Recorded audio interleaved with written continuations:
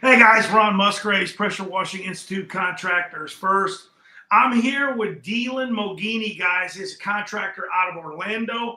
We're going to discuss some things with him, but before I do that, I want to remind all of you guys, make sure you guys get registered for the CETA.org Power Clean Show coming up September 25th, 26th, and 27th.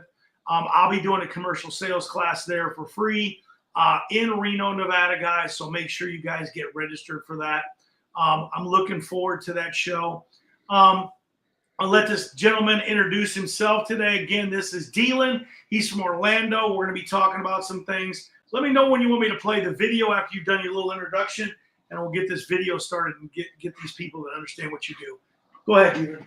All right. My name's Deland, and I'm originally from Salt Lake City, Utah. And I moved out to Florida in 2006, and I started out as a window cleaner. I sold my window cleaning business back in 2009, and I got into floor care. And so I became Howard Partridge's one of his first franchises for Clean as a Whistle out here in Orlando. And then I eventually got out of the franchise. And Howard actually let me go scot-free. He's a really good guy. And I started to clean, and I started to offer tile and grout cleaning. And because I knew how to seal the grout, I also knew how to seal natural stone. And then people asked me if I could seal their natural stone outside. So that's where I got the introduction in doing the exterior cleaning. So at one point, I was offering like 26 different services to my customers. And so, yeah, so I finally chose to just dial it in with exterior cleaning. Actually, Pat Clark was the one who talked me into just dialing it into just one thing. He was my coach for a really long time. And now I'm here in Orlando. I'm married. I got 4 kids, and we're growing our company, and we're doing residential window cleaning or residential exterior cleaning. So that's kind of it in a nutshell. And the reason today I brought Deland on, because he kind of does what I do in the commercial world. I don't do any one and dones. He does do one and dones, but I don't do any one and dones. I don't know if you knew that or not, Deland. If I get a one and done, I give my competitor's name and number. I only do commercial maintenance accounts. I know 25 years ago it was hard. People didn't even believe that existed, as you probably know, because they probably don't think residential maintenance exists. But we're here to talk a little bit about the residential maintenance. Now, I'm going to play this video. It's a short video. I'm only going to play it for probably 30 or 40 seconds. Here we go. For our house washing, we do your house wash twice a year. We start off by cleaning the outside of your gutters to remove any organics outside of the gutters, the fascia, the soft. Now, did you guys catch that? We do it twice a year. I'm going to have Deland talk a little bit about that, but let's go ahead and watch some more of the video. Soffits, the windows, the frames, the tracks, and the screens. We don't pressure wash your house because 4,000 PSI on paint is not good. It will take off the paint. Paint is designed to be cleaned on a regular basis. I've seen neglected paint where they have organics growing on your paint. So like mold, mildew, lichen, algae, we'll call it the funk, yucky stuff. That stuff growing on your paint, it's a food source and it's eating your paint. And so I've seen neglected paint, and we clean it off and the paint is gone because the organics were eating the paint out. So it's really good to extend the life of your paint to get your house cleaned on a regular basis with a touch of bleach, soap and water. I've also found over the years that people that live near water, that was a pretty big house, Deland, that you were cleaning. I saw that there. It was a pretty huge. That's a pretty huge house. Looked like a warehouse to me, but yeah, it was a pretty huge house. So, I bought that from a guy. He showed it on Facebook, and I fell in love with it, and he sold it to me for $50. Nice. So what we're doing here is the name of your business is Perfect Pair, right? Now that's right. That's the name of your contracting business. I'm going to ask you a couple of questions. When did you think that getting into doing houses on a frequency and having people scheduled on regular maintenance. When did you think that? When did that become part of the gig? Did you do that right from the get-go, or did you get involved in doing that after you got into it? You realized that, oh my gosh, these people don't want to do their house washing again for 3 years, and if I run a business like that, I'm going to go broke. I mean, because the entire reason I never got into the residential market is because that was the mentality, 30, 35 years ago. First of all, somebody thinking that a house wash was a service 30 years ago, that was not even nobody even thought about that. I mean, no one even thought about having a professional guy come out and wash a house. I mean, people back then were just starting to, detailing was becoming popular, right? People coming out and washing your car in front of your house was just becoming a service. So when did that first come up on you to say, hey, I want to wash everybody's house and I want to do them free? So, so here's what I was taught. So I was taught the model, and some people are very successful at this, but I just wasn't. So the model that I was taught was you got to have 2 guys on a truck, and then you got to have a territory manager selling, and you got to at least have 20 leads per week for that territory manager. And if he closes at 50% with $1,000 minimum average ticket, then that means that one truck can do $10,000 a week. Then if you want to go to 2 trucks, that means you got to have 4 technicians, another truck, another sales car, another salesperson, and your company has to produce 40 leads a week with a 50% closing rate. And then if you want to go to 3 trucks, so that model was very difficult for me, but I actually tried it. And I got up to about 3 trucks. My old goal or my old record. Well, let me guess. Pat taught you that. Yeah. And Pat's really successful at doing it, but I tried it and I wasn't as successful at it as everybody else. So last year in April, I got rid of all my territory managers, and I had 4 technicians. 1 quit really quick because we didn't have enough work for him. So I was down to 3 technicians, eventually ended up with 2 technicians. And I read a book called 10X is Easier Than 2X. And in that book, Dr. Hardy and Dan Sullivan talk about basically if you're going to 10X your company, what does that really look like? And if you 10X your company and you look at it that way, there's not many ways that you can grow your company 10X. So I was like, well, my average ticket right now is $1,800 per job, because you can do that if you know how to do additional services, and usually an owner can get those higher prices. And so I'm getting $1,800 per average ticket, and I'm thinking, is this it? And I go, if I'm going to make my average ticket $18,000, my mind started to go, I'd have to go commercial, but my equipment isn't. I don't have commercial equipment. And if I'm really being honest, I've never been good at attracting commercial work. And so I was like, well, dang, well, what am I good at?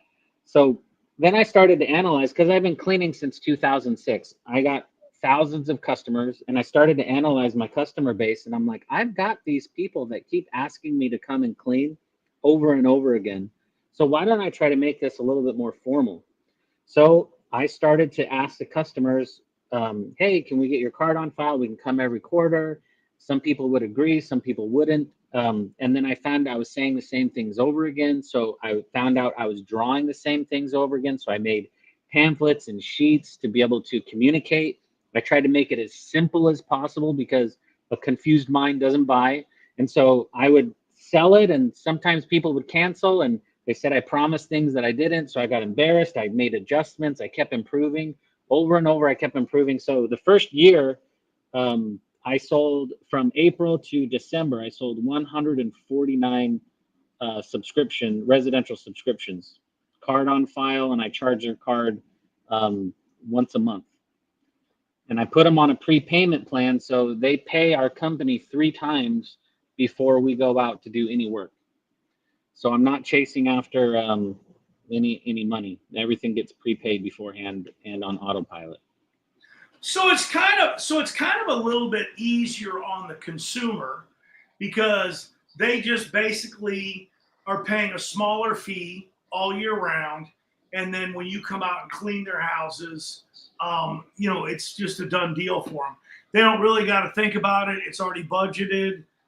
They know they're going to get it cleaned. Let me ask you a couple of little questions. So if I engage and I said I wanted to get in this program, do I get to pick the time of the year you're coming out? Because I mean, I imagine lots of people always want to do it. They want to do it either in the spring and the fall, or I mean, I would want to do it during the holidays. I would want to do it during a special occasion. Maybe if I was going to have a wedding in my backyard. How do you work all that stuff out? Is there a like, if you schedule me, can I move it without a fee, or those kind of things? Yeah, those are good questions. I have found that when you tell a customer this is what I suggest, they kind of want things done for you. So when I explain the services that I offer, I kind of explain here in Florida, this is the best maintenance plan that I've can come up with. And if people need to do some adjustments, we don't nickel and dime them. It's a different conversation to have with customers who are on a subscription plan versus a one-time restorative cleaning is what I call it. You talk to them totally different. So if they want to move something, gosh darn it, they can move it over. So you try to accommodate people the best you can, right? Yeah, but most of the people accept my plan because I keep it really simple. There's no tiers, there's no weird stuff, and the more simple you make it, the more they're going to say yes. And I think that's where the magic is. But I'll give you an example, and I don't know if this is a big day or not, but we'll just pretend that it is. So everybody wants to have a party on, the 4th of July, right? And they're going to have a big old shindig at their house. And everybody obviously wants you to come over on the 3rd, right? I mean, that's, they don't need you to come over on the 3rd. They can have you come 15 days before that party, and their house is probably still going to be relatively ready for the party. I mean, how do you deal with that? I mean, do you just have to say no, right? Or is there always some type of an adjustment for a fee, or having to? You have two full-time crews. Is that how many crews you running right now? Or I got 3 right now. Three full-time crews. And we just landed a big roofing job at Disney, and so now I have to hurry up and hire a 4th guy and use our 4th truck. You got to figure out how to get that done. Yeah. So you're gonna be on Disney property now for full time, or what? No, just 2 buildings out at Disney. 2. Yeah, that's it. All right. Because I know they can keep somebody busy all year round, probably. I'm working through another company, so I'm a subcontractor of that company. So it kind of, I don't really go after that, nor do I know how to go after that type of work. It landed to me because of my networking. But to answer your question, you're talking more about people who are a little bit more. Most of the customers are kind of like, I have so many things I need to worry about. I know I need to solve this problem. Thank you, dear God, for being the answer to my concerns to maintain the outside of my house. Go at it. If I have any issues, I'll text and let the company know. I was taught this by a lady named Lisa Wagner. She's called the Rug Chick. And she said that when she was in college, she ate beans and rice and beans. She didn't have any money for good food.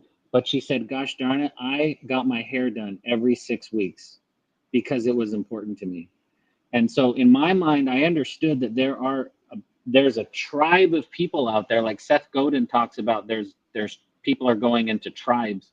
And there's a tribe of customers out there that really want to take care of their exterior cleaning on autopilot. They don't want to call knuckleheads out every time and get quotes and get high prices because they live in a nice area.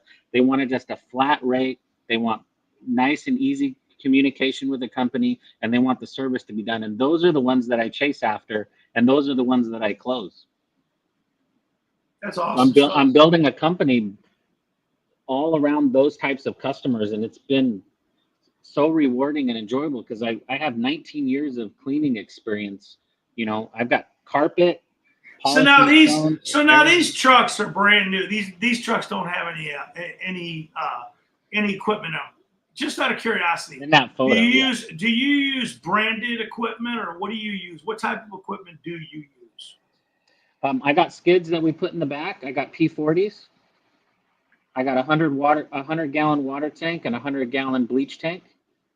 Are they your own builds, or is there? Actually, I'm saying, are they branded skids? Are they from some particular company, or are you buying them from somebody? Yeah, I made the design. I worked with Phil Phil Conway and Daytona Pressure Wash.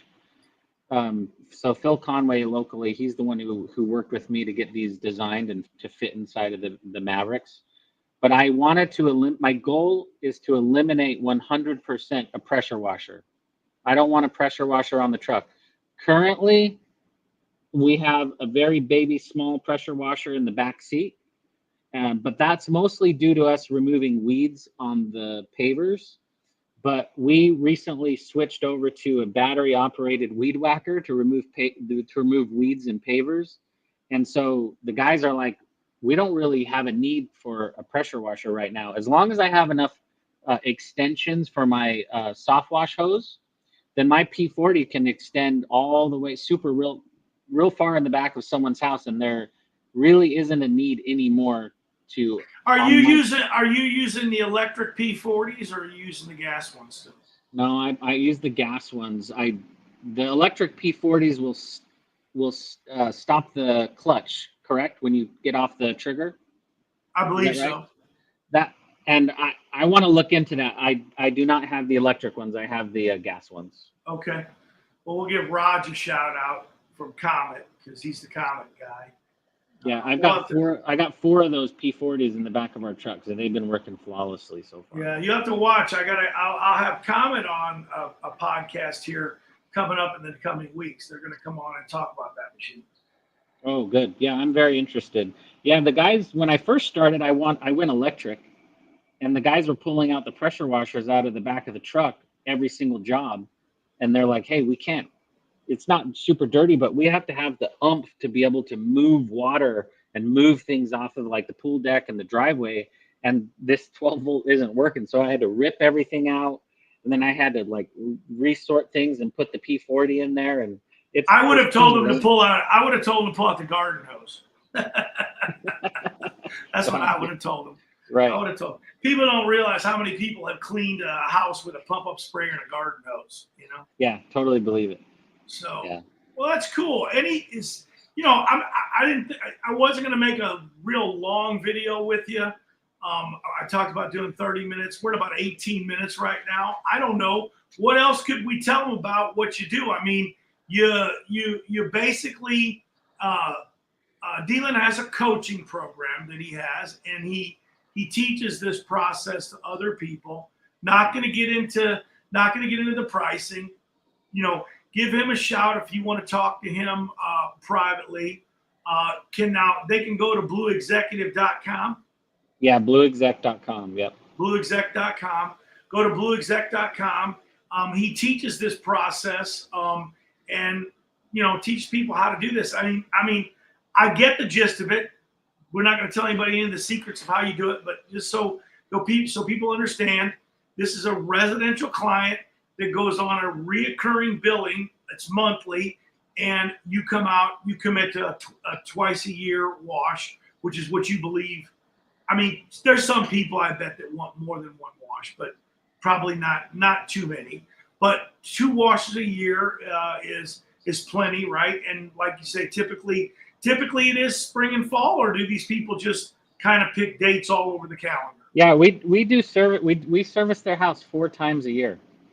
So okay. When we come to their house, we do like 12 or 13 different services that we offer to customers. We break it up 4 times a year. So throughout the course of their house, everything gets touched at least once. Some get touched every single quarter. Like we wash the floors every single quarter. So we'll clean all the driveway, the pool deck, the side paths, all that stuff like that. We'll clean their garbage cans, everything. So it's a high value item. We also have guys, I'm coaching guys that are doing this in like Indiana and Pennsylvania in the cold climates. They're actually closing customers and getting paid all year long, because a big thing for guys in colder climates is they're trying to eliminate the quarter. Well, we should do a podcast and get these guys on here and shoot you some testimonials. That's what we should do. Yeah.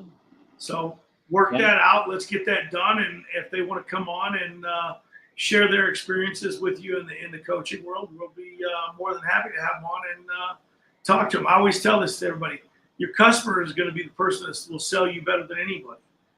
Guys that are in the business that are doing it and living it real life. I know that I don't know if you've been following me, but you know that it's funny because when I got a problem with fake gurus, okay, and the funniest thing in the world is I did a thing the other day. How do you know when a guru is fake? You know what? A guru is fake when they won't come on a podcast with Ron Musgraves. That's what a fake guru is.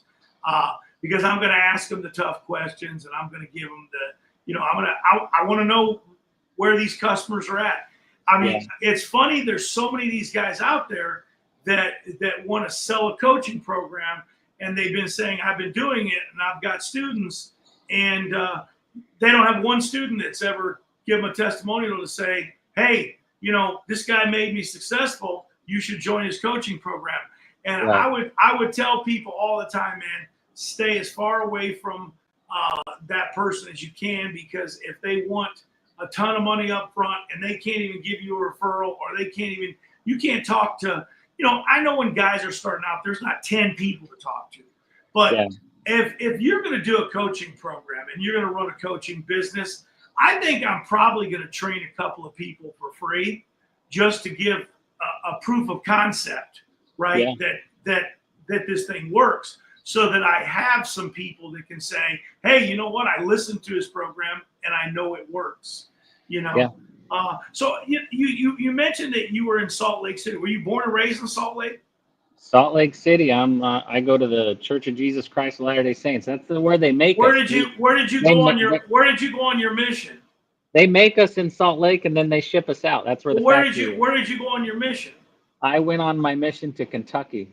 Between 2002 and 2004. Oh man, that was easy. You didn't have to learn how to speak another language. Yeah. Well, you had to know the Bible really well. You almost had to speak slower though. Almost. When you get a little further than Kentucky, and then you got to speak a little slower. So I'm just messing with you guys from the South. But I tell people I speak two languages: good English and bad English.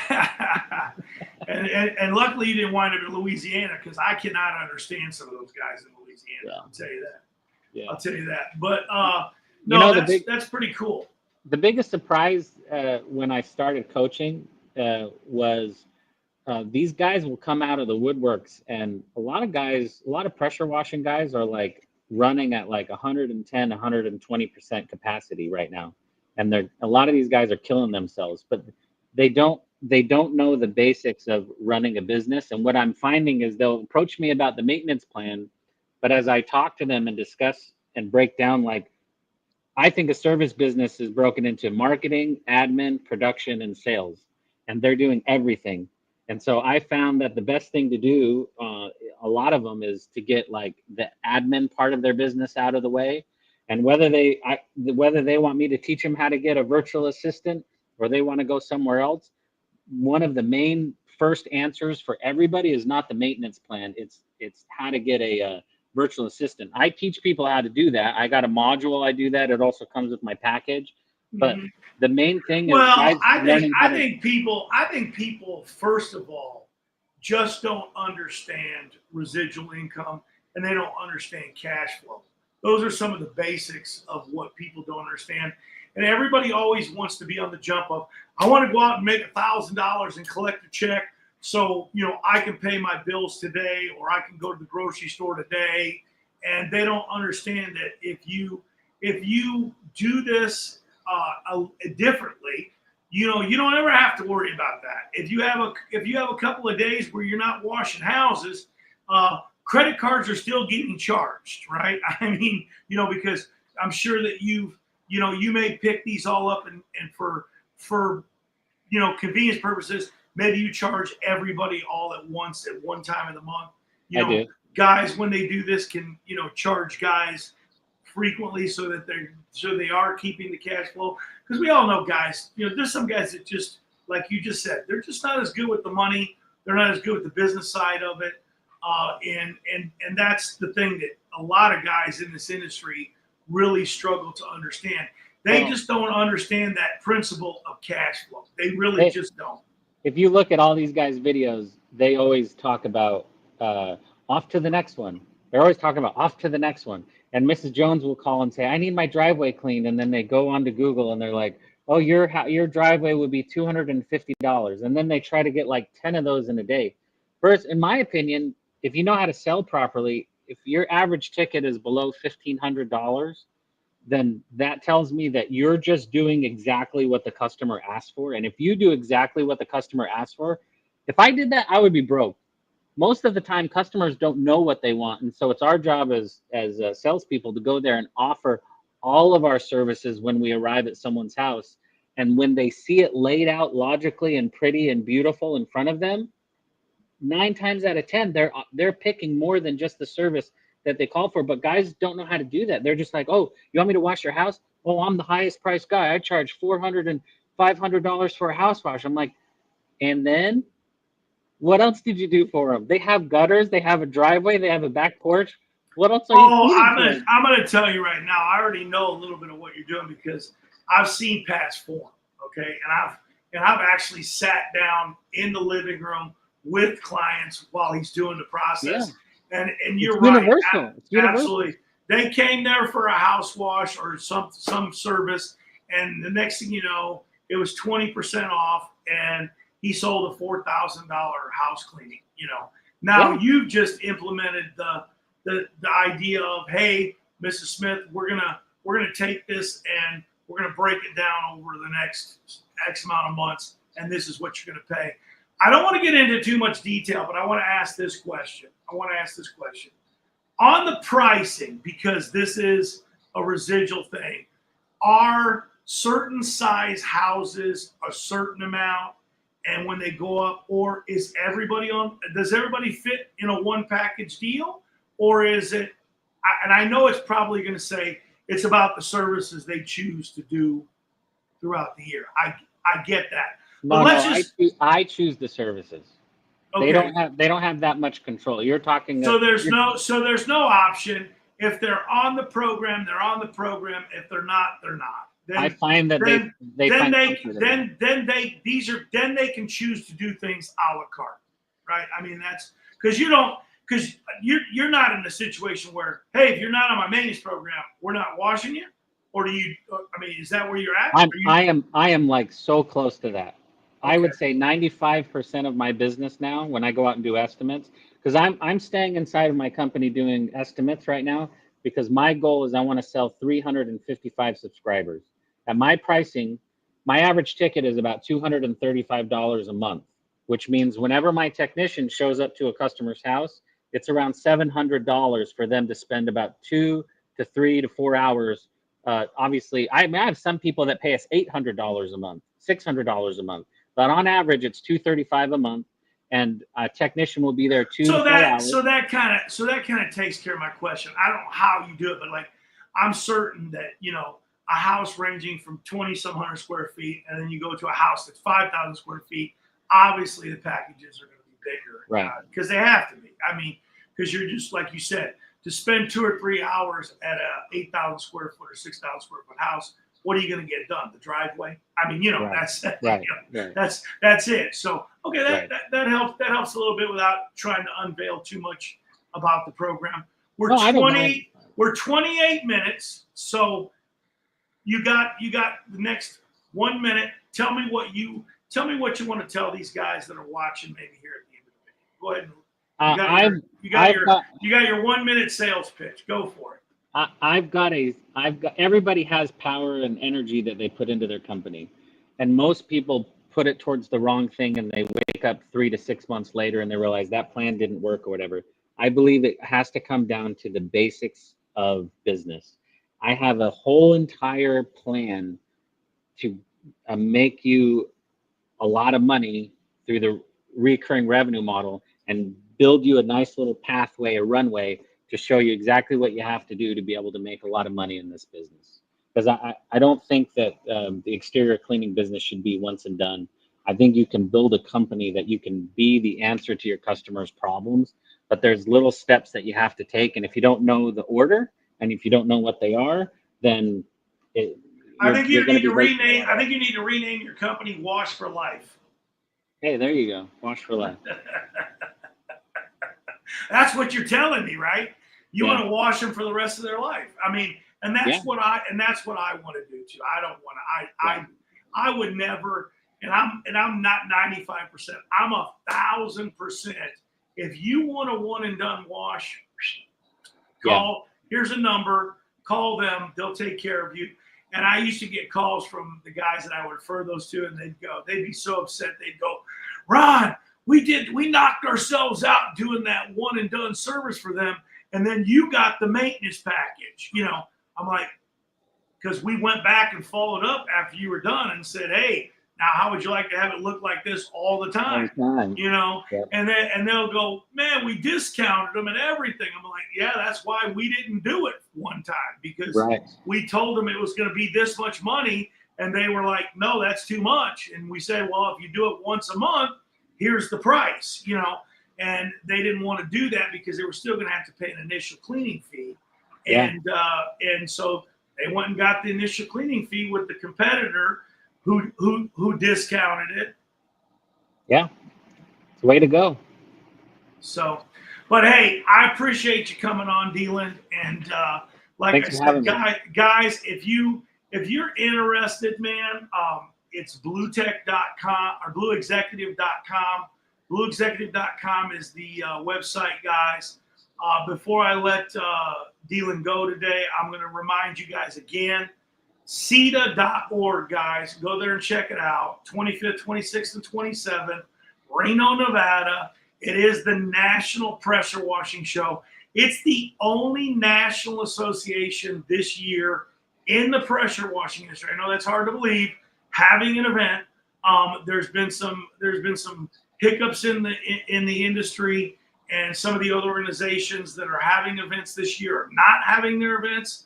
I'm not going to name any names of who they are, but CETA.org is the only national pressure washing association having an event this year. Yes, there are the great networking events from other distributors out there. Don't forget, Trudy's got one going on in November in the Panhandle. She'll be having a great training event out there, and her little in a mini expo that she does, and she does a great job of it. But this is the only event. This is all the billion-dollar pressure washing manufacturers and distributors that are in the industry. Honda, Kohler, all the big boys are going to be there. If you guys want to come out to that event, make sure. I'm working on doing a commercial sales thing there that's absolutely free. There's no charge. John Tornabene, I'll be interviewing him tomorrow night. He's going to be doing his garage cleaning thing there. Don't miss that. John Tornabene tomorrow night, 6 p.m. pack time, 9 p.m. Eastern time. And John and I will be on live on it is tomorrow night. I keep thinking I got my days all messed up. It'll be tomorrow night for that. And I appreciate, again, Deland, for coming out, guys. Give me your web address one more time in closing. Blueexec.com. Ron Musgraves, guys, Pressure Washing Institute, Contractors First. We're glad to have you here again, man. We'll talk to you later.